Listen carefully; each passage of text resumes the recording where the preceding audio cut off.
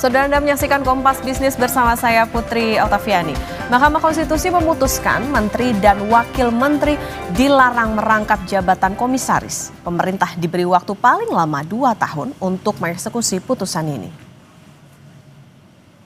Pasal 23 Undang-Undang Nomor 39 Tahun 2008 tentang Kementerian Negara Lembaga Negara Republik Indonesia tahun 2008, Nomor 166 Tambahan Lembaga Negara Republik Indonesia Nomor 4916 bertentangan dengan Undang-Undang Dasar Negara Republik Indonesia tahun 1945 dan tidak mempunyai kekuatan hukum ikat secara bersyarat sepanjang tidak dimaknai. Menteri dan Wakil Menteri dilarang merangkap jabatan sebagai A. Pejabat negara lainnya sesuai dengan peraturan perundang-undangan, B. Komisaris atau direksi pada perusahaan negara atau perusahaan swasta, atau C. Pimpinan organisasi yang dibiayai dari anggaran pendapatan belanja negara dan atau anggaran pendapatan belanja daerah. Mahkamah Konstitusi mengabulkan gugatan yang diajukan advokat Victor Santosa dan driver online Didi Supandi yang meminta agar Wakil Menteri dilarang merangkap jabatan. MK pun mengabulkan sebagian gugatan dan resmi melarang Wakil Menteri rangkap jabatan sebagai pejabat negara lainnya, komisaris atau direksi perusahaan negara atau swasta, dan pimpinan organisasi yang dibiayai APBN dan APBD. MK memberi waktu 2 tahun bagi pemerintah untuk menyesuaikan hasil keputusan MK ini. Merespon putusan MK, Menteri Sekretaris Negara Prasetyo Hadi menyatakan pemerintah minta waktu untuk mempelajari putusan MK terkait larangan Wakil Menteri merangkap jabatan. Mensesnek bilang menunggu koordinasi dengan Presiden Prabowo terkait putusan ini. Pertama, kita menghormati segala keputusan dari Mahkamah Konstitusi. Nah, namun demikian tentu berdasarkan hasil keputusan tersebut kami akan mempelajari dan tentu akan berkoordinasi dengan pihak-pihak terkait untuk terutama dalam hal ini kepada Bapak Presiden untuk kemudian nanti akan dibicarakan apa yang menjadi tindak lanjut dari hasil keputusan MK tersebut. Jadi kami mohon waktu terlebih dahulu. Sementara Wakil Menteri Luar Negeri Arif Hafaz Ugroseno bilang siap mematuhi putusan MK tersebut. Ya, sudah nggak boleh, kan sudah ada keputusan dokumennya. Lebih lanjut, Ugroseno bilang untuk posisinya mundur sebagai komisaris di subholding logistik kelautan milik PT Pertamina, ia masih menunggu lebih lanjut dari Danantara, namun tetap akan mengikuti aturan yang berlaku. Hingga kini masih ada 32 wakil menteri yang masih menduduki jabatan sebagai komisaris di perusahaan plat merah maupun anak usahanya. Publik menanti kapan pemerintah segera menjalankan putusan MK agar pembantu kabinetnya tidak lagi merangkap jabatan. Vicky Kuen, Tim Liputan Kompas TV. Pemerintah didesak segera menindaklanjuti putusan MK yang melarang wamen rangkap jabatan komisaris. Bagaimana aturannya? Apa dampaknya jika wamen bahkan menteri tidak lepas rangkap jabatan? Kita akan tanyakan langsung kepada pakar hukum tata negara Profesor Juanda dan ekonom Universitas Airlangga Surabaya Profesor Rahma Gafni. Selamat pagi, Assalamualaikum Prof. Juanda dan Prof. Rahma. Warahmatullahi. Saya mau ke Prof. Juanda dulu. Prof, ini kan MK bilang 2 tahun waktunya. DPR aja kalau kita tahu langsung evaluasi tunjangan. Ini eksekutif kok malah 2 tahun. Apa yang bisa dicermati dari ini, Prof? Ya, saya kira pertama yang ingin saya sampaikan bahwa ini adalah putusan yang perlu kita apresiasi, ya. Kita hargai putusan ini menurut saya benar, baik secara konstitusional maupun secara hukum, ya. Nah, terlepas dari itu semua, ada hal yang menjadi pertanyaan saya juga, kenapa ini diberi oleh MK ya paling lambat 2 tahun untuk melaksanakan putusan ini dengan alasan bahwa dimungkinkan waktu 2 tahun itu untuk melakukan proses penyesuaian dan pergantian pejabat yang merangkap itu. Nah, menurut saya ini ada unsur-unsur yang menurut saya terlalu lama ya, secara waktu. Harusnya menurut saya kepalangan MK itu memutuskan memberi perintah paling lama 6 bulan, baru itu mantap itu barang. Tapi kalau 2 tahun berarti selama 2 tahun itulah masih bisa sebenarnya ya, dalam arti yang merangkap wamen itu dianggap bisa merangkap sepanjang belum diganti. Walaupun secara hukum ketika putusan itu diputuskan dinyatakan dalam sidang terbuka untuk umum, pada saat itu sudah berlaku. Nah, keberlakuan ini kelihatannya keberlakuan yang tertunda. Menurut saya ini yang jadi problem hukum ya. Ini tidak boleh terjadi. Artinya bisa saja itu tidak langsung karena ada perlu proses waktu mencari orang yang cocok dan segala macam. Tetapi ya dalam konteks seperti ini harusnya tidak perlu lama-lama. Saya kira dalam 1 minggu pun atau dua minggu paling lama 1 bulan, Presiden sebenarnya sudah bisa mencari figur-figur langsung kalau memang mau menggantikan ya wamen itu di komisaris, atau sebaliknya bisa jadi dalam konteks ini wamennya yang mundur jadi wamen dia tetap di komisaris misalnya, kan tidak terlalu perlu banyak. Nah, oleh karena itu saya kira apapun ini adalah hal yang perlu kita sikapi secara jernih. Ya. Dan saya kira ini adalah hal yang sangat kita harapkan, dan sejak lama saya sudah sampaikan sebelum putusan 128 ini sebenarnya ada putusan 80 tahun 2019 sudah menyatakan secara jelas di dalam pertimbangan hukumnya Mahkamah Konstitusi bahwa wamen dilarang untuk merangkap jabatan, dan wamen itu apa yang dilarang oleh di dalam konteks pasal 23 Undang-Undang 39 2008 Jungto ya, pasal Undang-Undang 61 2024 tentang Kementerian Negara, tentu memang larangan untuk menteri juga adalah larangan untuk wamen. Tetapi karena tidak tegas maka digugatlah oleh beberapa orang supaya tegas. Nah, dengan ketegasan ini saya kira harus diikuti dengan ikhlas dan tunduk pada aturan hukum yang berlaku. Artinya kan regulasinya sudah ada, tapi tentu tuntutan moralnya ini yang paling ditunggu. Oke, tadi kalau kata Prof. Juanda ini terlalu lama 2 tahun. Saya ke Prof. Rahma. Prof. Rahma sama kayak Prof. Juanda, ini 2 tahun. Apa nggak kelamaan? Kalau nanti misalnya nggak mau lepas dari jabatannya, ini gimana Prof. Rahma? Iya Mbak, itu 2 tahun itu saya setuju dengan Prof. Juanda.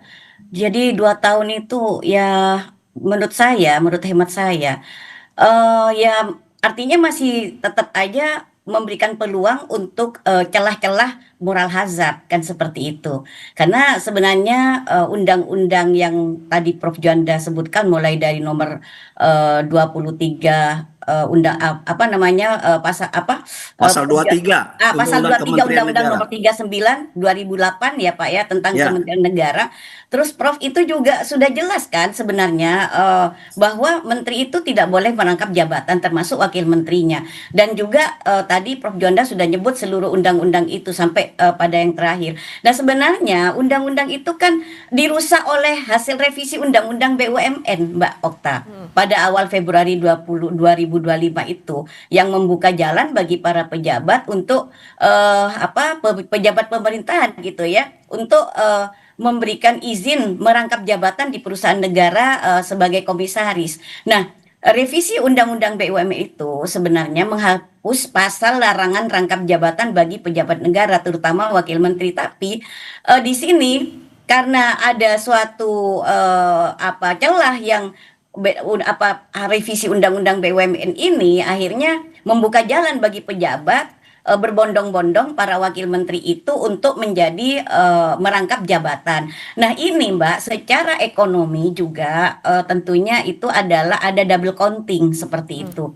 Jadi kan setiap pejabat negara sudah jelas-jelas dia menerima suatu gaji dan tunjangan-tunjangan dari negara, seharusnya juga tidak boleh menerima gaji dan tunjangan-tunjangan dari tempat lain. Nah, ketika di bawah itu ada suatu peraturan seperti itu dan itu menjadikan suatu temuan oleh BPK maupun BPKP, kenapa untuk pejabat di atas tidak diberlakukan juga? Nah, hal ini juga nanti kan akan mengganggu pada kemampuan para pejabat yang mengemban tugas sesuai dengan tupoksinya, karena pastinya di sini juga merangkap jabatan jabatan itu akan memberikan beban kerja yang berlebihan. Maklum saja Mbak, wajar saja ketika kita melihat bahwa BUMN selama ini tidak pernah bagus hasilnya dan selalu merugi dan juga tidak pernah ada suatu perkembangan signifikan memberikan profit pada negara, ya karena ini adalah rangkap-rangkap jabatan ini dan memberikan juga pada ruang para pensiunan pejabat-pejabat pensiun seperti itu diberikan untuk jabatan-jabatan komisaris. Seharusnya untuk seleksi ini saya setuju dengan Prof Juanda, 6 bulan itu sebenarnya maksimal lah gitu ya.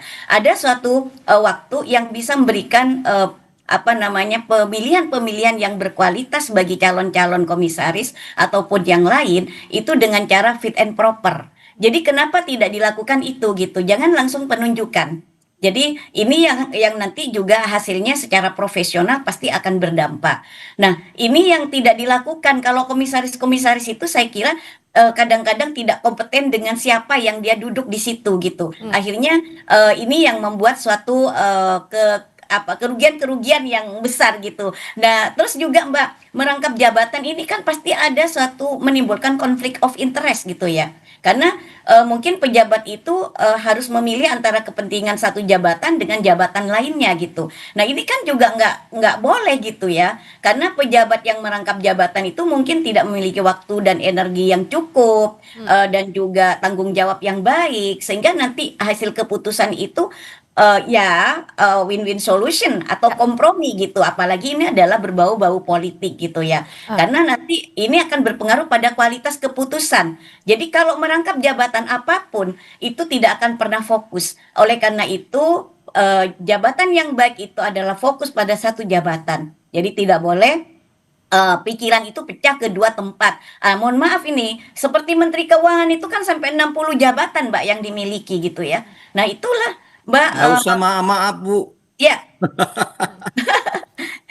Iya begitu Prof. Jadi seperti itu Mbak Okta, saya kira. Iya, artinya ini perlu ada perbaikan juga dari sisi sistem dan juga jangan jadi ajang bancakan politik nih posisi komisaris itu. Saya ke Prof Juanda. Prof, kalau misalnya dieksekusi langsung, tadi kalau misalnya dikatakan 2 tahun terlalu lama, maksimal banget 6 bulan. Dampaknya gimana sih Prof kalau misalnya ketunda kemudian lewat dari 2 tahun itu? Apalagi kalau kita ingatkan ya di Indonesia ini kalau ada masalah baru, yang lama bisa ketumpuk, itu udah bisa lupa. Iya, tadi kan sudah dijelaskan ya, konsekuensi secara ekonomis, konsekuensi secara hukum itu ketika 2 tahun itu sebenarnya ya, itu kan paling lama memang. Itu perintah memang dari putusan Mahkamah Konstitusi. Sebenarnya kalau memang punya sebuah hati nurani untuk mengganti itu kan paling lama, bisa aja 1 minggu. Ya paling lama ya, bisa saja 2 bulan. Nah makanya tetapi khawatirnya untuk kita orang Indonesia biasanya bukan cari yang tercepat tetapi terlama. Jadi kalau itu yang dipakai, wah ini kan undang-undang atau putusan MK mengatakan paling lama, kan bisa saja. Yang penting tidak boleh lebih dari 2 tahun. Nah itu khawatirnya secara ekonomis ya, itu berarti tetap wamen kalau memang dia merangkap menerima gaji ya, atau memang ya ada klausula yang tegas secara etis ketika sudah ada putusan MK ini sejak tanggal 28 Agustus 2025, maka honor dan gaji di BUMN di stop misalnya. Itu ada ketegasan seperti itu, tapi proses penggantiannya 2 tahun itu tidak masalah. Berarti artinya tidak ada pelanggaran hukum dan tidak ada pembengkakan tetap di sektor penghasilan atau ekonomi kita, pemborosan. Kan itu ya, di samping memang tadi sudah dijelaskan bahwa selama belum diganti pejabat tersebut berarti dia merangkap jabatan. Terus dia merangkap jabatan tentu dari konsentrasi, dari energi, dari waktu dan segala macam tetap mendua gitu, atau ke 2 bidang tadi, dan akhirnya selama 2 tahun tuh tidak bisa fokus. Nah itu konsekuensi yang mungkin saja muncul dan akan terjadi. Nah oleh karena itu saya kira memang sekarang ini tinggal lagi menurut saya, walaupun putusan itu MK kita apresiasi, tetapi sisi lain ada celah yang sebenarnya ada kelemahan-kelemahan ya, tapi yang penting bagaimana Presiden saya kira ya menegaskan kembali kepada menteri-menteri atau wakil menteri dalam hal ini adalah you memilih sekarang dalam bulan ini mundur atau tidak. Nah, itu yang kita inginkan, kita harapkan dari putusan yang memberi waktu paling lama 2 bulan, 2 tahun itu, sehingga ada sebuah sikap dari presiden sebagai kepala pemerintahan, sebagai bosnya wakil-wakil menteri ini untuk cepat bersikap, sehingga pikiran dan paradigma yang disampaikan oleh presiden untuk melakukan efisiensi sudah bisa dilaksanakan melalui kebijakan presiden dalam konteks melaksanakan atau merespon dari putusan MK 128 ini.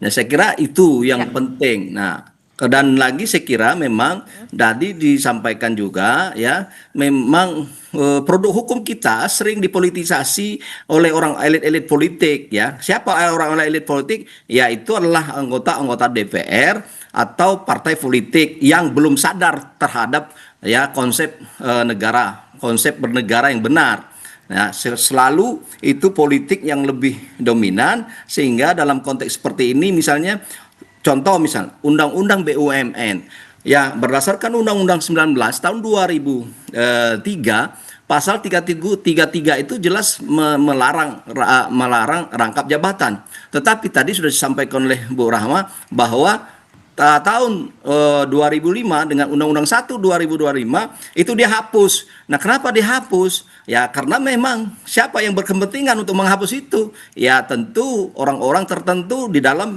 hal BUMN ini. Nah, ini yang saya lihat undang-undang kita sering sekali dipolitisasi oleh para elit politik yang tersebut. Iya baik Prof, artinya kalau misalnya dikasih waktu 2 tahun bukan berarti dipol-polin, tapi as soon as possible harusnya segera diganti. Saya ke Prof. Prof, ada resiko protes massa juga nggak? Karena ini kan bisa dikatakan jadi ketimpangan ekonomi nih, yang bawah susah cari kerja, yang atas justru ngerangkap jabatan.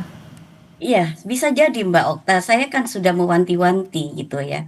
Marilah kita ini para pejabat, para elit-elit politik di atas, kita itu harus ada sense of crisis terhadap rakyatnya di bawah, bahwa rakyat itu sekarang dalam kondisi terhimpit ekonominya. Nah, kalau ini undang-undang yang sudah jelas-jelas MK memutuskan, artinya untuk menjalankan suatu efisiensi yang betul-betul merata, adil dari atas ke bawah, tidak ada suatu perbedaan menjalankan efisiensi, maka tentunya harusnya presiden ini secepatnya, tidak perlu nunggu waktu 2 tahun. Ya ini juga MK yang kurang tepat menurut saya Mbak. Kenapa harus diberikan celah ruang 2 tahun? Nah ini kan seperti jeruk makan jeruk gitu ya. Jadi intinya seolah-olah ada keputusan MK, tapi sebenarnya MK-nya juga diatur mungkin gitu. Tapi tolong ya, kalau Anda mau memutuskan ini jangan sekarang cepat-cepat, beri aja ruang waktu sekian, sehingga nanti bisa ada ruang untuk bisa artinya mohon maaf nih ya, kita tahu lah partai politik itu kan memang tidak pernah istilahnya cukup dengan uang Mbak gitu loh ya. Jadi intinya ini membutuhkan suatu biaya yang besar memang politik di Indonesia ini. Makanya saya lebih setuju partai itu memang harusnya lebih dirampingkan, jangan terlalu banyak, karena itu adalah akan makan banyak anggaran negara seperti dengan cara-cara yang tidak terang-terangan seperti itu. Nah, terus juga Mbak Okta, kalau kita melihat hal yang seperti itu, gelombang-gelombang protes dari masyarakat kemarin itu masih cek ombak, dan itu tidak ada suatu penunggangan, itu murni rakyat karena memang sudah geram terhadap satu kebijakan-kebijakan yang dilakukan oleh pemerintah yang tidak ada multiplier efek pada welfare, kepada kesejahteraan masyarakat. Ya kita tahu sendiri bahwa di masyarakat ini sekarang apa-apa semua kebutuhan pokok sudah mahal Mbak, walaupun pemerintah itu mengatakan beras surplus, tapi harga beras melambung tinggi. Saya satu kuncinya Mbak Okta, ketika masyarakat itu udah lapar, perutnya itu sudah terganggu, jangan coba-coba tidak pernah care terhadap pemerintah, terhadap rakyat. Jadi pemerintah ini harus wise, dan itu akan menimbulkan satu gelombang yang lebih besar. Apalagi ini adalah ada suatu impact dari yang kemarin cek ombak ini, dan ada aturan-aturan yang sampai aturan itu diputuskan tapi tidak secara cepat pemerintah itu merespon dan mengimplikasikannya. Sebenarnya gini Mbak Okta, kalau kita itu melihat ya, apa sih sebenarnya fungsi dari pejabat itu merangkap jabatan? Kalau saya tadi mengatakan bahwa ada sesuatu yang terjadi konflik of interest dan sebagainya. Yang penting itu sebenarnya apa sih output dan outcome dari dia menjabat merangkap jabatan itu. Nah, karena tidak ada Mbak sebenarnya. Yang penting itu kan sebenarnya outcome-nya sih pada rakyat gitu loh. Nah, tapi kan ini adalah menumpuk suatu kekayaan untuk diri pribadi gitu dengan partainya ya misalnya. Nah, ini yang nggak benar. Kalau memang itu ada suatu output dan outcome kepada masyarakat gitu, multiplier efek kepada masyarakat itu tinggi, ya mungkin itu kita masih menerima karena ini adalah kita jelas-jelas Mbak melanggar suatu aturan dan hukum yang ada. Sudah jelas undang-undangnya didok tapi masih dimolor-molor waktunya dan itu dalam waktu rentan 2 tahun berapa anggaran yang telah akan dihabiskan. Maaf satu kali lagi Mbak Okta, saya di sini mengatakan menteri itu gajinya setiap bulan sudah lebih dari 100 juta. Nah itu yang saya total gitu ya. Nah apakah itu kurang gitu? Kata Prof Mahfud, saya menyitir pendapat Prof Mahfud, tiba-tiba ada rekening masuk ke rekening menteri, kalau di total bisa 1 miliar lebih. Seperti itu. Ya baik, ini tentu awareness maupun juga ketegasan dari pemerintah dinantikan. Oke Prof Juanda dan juga Prof Rahman, nanti kita lanjutkan lagi dan saudara tetap bersama kami di Kompas Bisnis.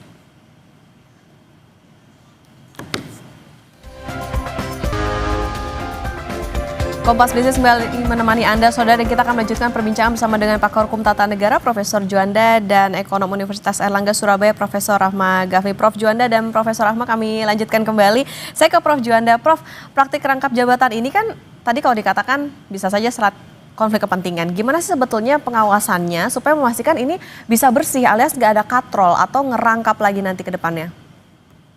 Ya saya kira memang ya itu kan tugas dari kita semua masyarakat untuk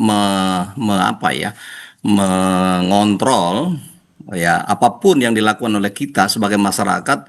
Kalau memang para pejabat itu sendiri tidak punya hati nurani dan memang tidak punya kesadaran untuk mengikuti putusan MK atau peraturan perundangan, maka itu juga sulit. Makanya sebagai pejabat negara, baik itu adalah menteri maupun pejabat-pejabat yang lain, wakil menteri dan segala macam, itu memang dibutuhkan untuk ada kesadaran rasa malu kepada rakyat untuk tidak melakukan tidak melakukan tindakan-tindakan yang memang mencederai hukum. Ketika kita mencederai hukum, maka sekaligus sebenarnya itu mencederai dari perasaan hati nurani rakyat, dan itulah kemarin ya kenapa ya rakyat itu marah kepada oknum-oknum tertentu ketika rakyat ini hidupnya lagi susah, tetapi ada oknum pejabat yang kelihatannya tidak peka dan tidak sensitif dengan kepentingan rakyat. Oleh karena itu, pembelajaran terbaik yang kemarin itu supaya tidak diulang lagi oleh siapapun ya sebagai pejabat negara. Ingat bahwa kita bernegara ini, apa yang dibilang oleh Soekarno dulu adalah bukan negara untuk satu golongan, tapi negara untuk semua golongan. Itu ingat saya di dalam proses pembentukan Undang-Undang Dasar dan filosofi George kita pada saat BPUPKI sidang dalam rangka menyusun dasar negara dan konstitusi kita, dan ini harus kita gali lagi soal-soal sejarah ketatanegaraan kita supaya kita berpikir dan bersikap kenegarawan. Oleh karena itu saya kira dalam konteks seperti itu ya saya pikir adalah rakyatlah yang akan mengontrol, di samping memang adalah dalam konteks ini itu adalah tanggung jawab presiden itu sebagai kepala pemerintahan yang mengangkat dan memberhentikan menteri dan wakil menteri. Maka disitulah dalam konteks seperti ini kita pikir kita serahkan kepada presiden ya untuk mengimplementasi putusan MK ini supaya supaya benar-benar putusan MK ini bisa berjalan secara efektif sehingga tidak sampai 2 tahun. Saya pikir ya ini perlu kita gagas atau kita sampaikan kepada presiden, tolong ya paling lama 6 bulan lah, kalau bisa 2 bulan, kalau 2 bulan bisa diimplementasikan dari putusan yang melarang wamen rangkap jabatan ini, saya kira merupakan sebuah nilai plus presiden di mata masyarakat yang sekarang dinantikan oleh rakyat kita untuk bersikap secara baik sesuai dengan hukum dan peraturan perundang-undangan. Baik, saya ke Prof. Rahma. Prof, gimana memastikan bahwa meritokrasi ini bisa nggak diganggu sama intervensi politik? Gini, kalau hemat saya sebenarnya apapun ya Mbak, kalau kita itu mempunyai hati nurani yang tajam, katanya kan itu adalah semua wakil-wakil rakyat kita, dan juga wakil-wakil rakyat itu ada yang terjun ke eksekutif gitu ya. Dan yang saya khawatirkan ini, kalau misalnya dalam jangka 2 tahun ini tidak cepat-cepat direalisasikan, Prof. Juanda tadi bilang sebenarnya nggak perlu 6 bulan, 2 minggu 1 bulan itu sudah cukup gitu, supaya apa? Tidak sampai berujung pada distorsi fungsi rule of law-nya sendiri, tidak terjadi pada distorsi pasar, sehingga apa, alokasi sumber daya publik yang mungkin saja itu tidak legitimate dan juga mengedepankan fairness dan imparsialitas itu terganggu, Mbak Okta. Jadi intinya ini marilah supaya ini tidak dimolor-molor, presiden harus tegas. Apapun itu sebenarnya kuncinya presiden, Mbak, di sini negara kita itu. Kalau presiden itu tegas, mempunyai suatu kepekaan terhadap rakyat yang terjadi sekarang, ayolah. Semuanya itu bisa dilakukan kok gitu. Katanya kan Pak Presiden ini kan, mohon maaf Mbak, dari sisi ininya kan beliau jenderal ya, pastinya bisa lah bergerak cepat gitu. Terus yang kedua, saya berpesan di sini Mbak, supaya tidak menimbulkan suatu gelombang kedua. Rakyat sekarang ini hanya butuh pekerjaan. Butuh pekerjaan, dan tolong hemat-hemat anggaran negara yang bisa betul-betul untuk membangun kepekerjaan kepada rakyat. Sehingga itulah yang nanti supaya aman-aman saja negara kita ini, Mbak Okta. Ya, oke, ini pesannya tentunya harus perlu diperhatikan bagi para menteri, wamen, don't be greedy ya. Ini juga tugas yang diemban juga sudah berat, jangan ditambah-tambah lagi mengemban double job alias rangkap jabatan. Itu tentu pengawasan dari presiden maupun juga ketegasan dari presiden dinantikan 2 tahun terlalu lama, kalau bisa as soon as possible. Terima kasih Pakar Hukum Tata Negara Profesor Juanda dan Ekonom Universitas Erlangga Surabaya Profesor Ahmad Gafni sudah bersama di Kompas Bisnis. Sehat selalu. Assalamualaikum. Terima kasih, Mbak.